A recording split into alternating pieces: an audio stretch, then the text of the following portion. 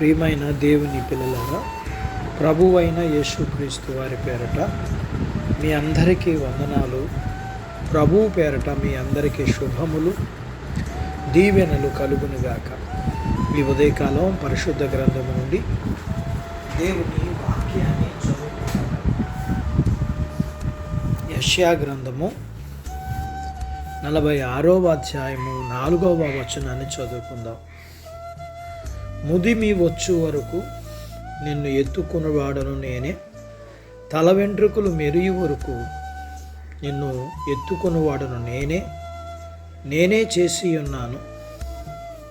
చంక పెట్టుకునివాడను నేనే, నిన్ను ఎత్తుకునుచు రక్షించువాడను నేనే. దేవుడు తన మాటలు మన కొరకు దీవించునుగాక. ఆమేన్.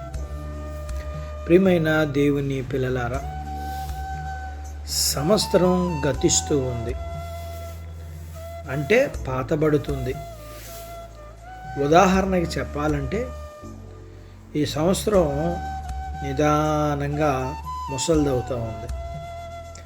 అయితే వృద్ధులైన స్నేహితులకు ఒక వాగ్దానం ఇవ్వబడింది. వీరే కాదు, వయసు మీద పడుతున్న ప్రతి వారికి ఈ వాగ్దానం ఇవ్వబడింది. మనం ఎక్కువ కాలం జీవించాలి. వృద్ధాప్యం చేత మన తలలు నెరిసేంత వరకు జీవించాలి.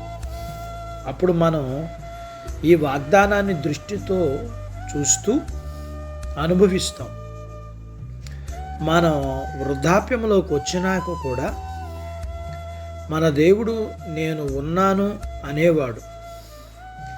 ఎప్పటిలాగానే మనతో నిలిచి ఉంటాడు. మన ఆరోగ్యం క్షీణించి శరీరంలో బలం ఉడికిపోతుందన్న విషయాన్ని నెరిసిన వెంట్రుకలు జ్ఞాపకం చేస్తూ ఉంటాయి. కానీ ఆయన క్షీణించిపోడు కదా. మనం ఏ వస్తువుని మోయలేనప్పుడు, మనల్ని మనమే మోసపుచ్చుకోవడం మనకు కష్టం అయినప్పుడు ప్రభువు మనల్ని మోస్తాడు. ఆయనే మనల్ని చేశాడు కాబట్టి మనల్ని గురించి ఆయన చింతిస్తున్నాడు.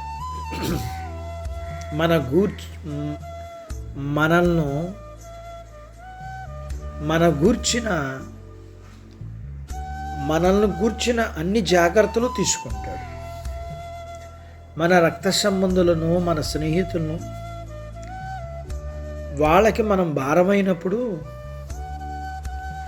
మనకు మనమే భారం అనిపించినప్పుడు ప్రభువు మనల్ని వదిలివేయడు. కానీ మనల్ని తన చేతిలోనికి తీసుకుని మోసి ఇంతకు ముందన్నటి కంటే ఎక్కువగా కాపాడుతాడు.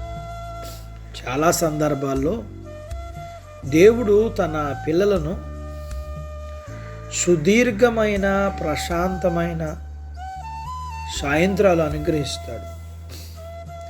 రోజంతా వారు కష్టపడి పనిచేసి దేవుని సేవలో అరిగిపోగా ముసలితనానికి మనం భయపడవద్దు.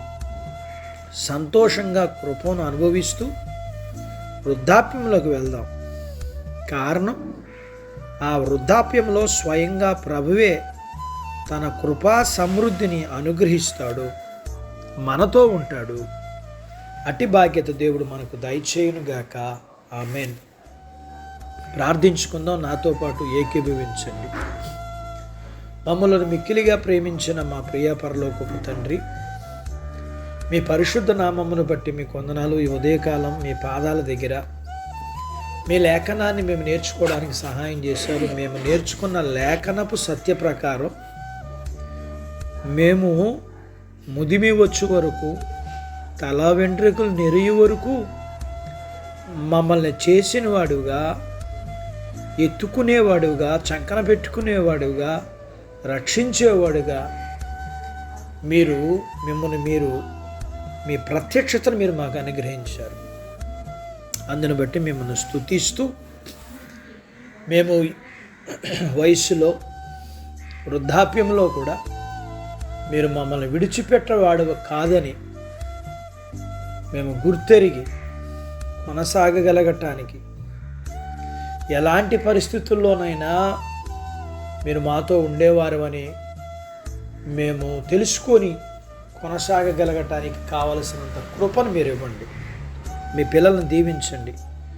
చిన్న బిడ్డలు, యవనస్తులు, వృద్ధులు, స్త్రీలు, పురుషుల్ని దీవించండి. వారి చదువులు, ఆరోగ్యాలు, ఉద్యోగ ప్రయత్నాల్లో విజయాలు ఇవ్వండి. ఉద్యోగాలలో ప్రమోషన్స్ ఇవ్వండి. చేతి పనులు, వ్యాపారాలు, పొలాలు, పశువులను దీవించండి. అలాగే ప్రియమైన దేవా, వివాహాలు కాని వారికి అవడానికి, గర్భములు లేని వారికి ఇమ్మని, గర్భం కలిగిన వారికి సుఖమైన ప్రసూతి ఇమ్మని, ప్రసూతి అయిన తల్లి పిల్లలకు ఆరోగ్యాలు ఇమ్మని, మీ పిల్లల అవసరాలు, సమస్యలు, బలహీనతలు, రుణాల నుంచి విడిపించి మీ పిల్లల్ని మీరు దీవించి ఆశీర్వదించమని యేసు ప్రభువు వారి పేరట స్తుతించి ప్రార్థించి అడిగినవన్నీ పొందుకొని ఉన్నాము తండ్రి. ఆమెన్. దేవుడు మిమ్మల్ని దీవించును గాక. ఆమెన్.